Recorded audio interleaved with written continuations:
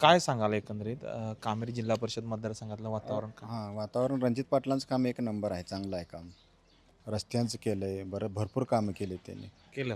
भरपूर कामं केली ते. बरं. मला सांगा. रानातल्या पानंदी केले त्या. केलं. हां हां, शेतामध्ये जायसाठी.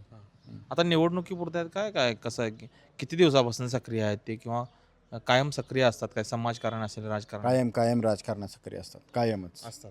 कायम. इथं काम आहे त्यांचं आहे, भरपूर काम आहे त्यांचं.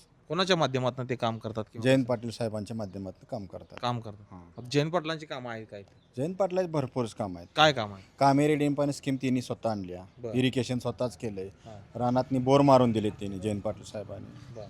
गावातील रस्ता त्यांनी केले, डांबरीकरण. हां. भरपूर कामं केले जयंत पाटलांनी. आता एकंदरीत इथल्या जिल्हा परिषदेच्या निवडणुकीवर बोलायचं झालं तर कोण आघाडी गेली वाटते? रणजित पाटलाच आघाडी घेणार होता. घेणार. काम भरपूर आहे त्यांचं. कसं काय आघाडी कसं काय घेतील वाटते काय? त्यांचे कामं आहेत ना, इरिगेशन स्कीम असल्यामुळे भरपूर काम आहे कामेरीत. समाज म्हणजे माणसांना त्यांनी भरपूर ही केले, मदत केली आहे ना. दुसऱ्या बाजूला भाजप पण इथं आम्ही विकास कामं केले म्हणतात. भाजप बी आहे की. तर ती कशी काय स्थिती आहे किंवा कामं त्यांची कशी काय?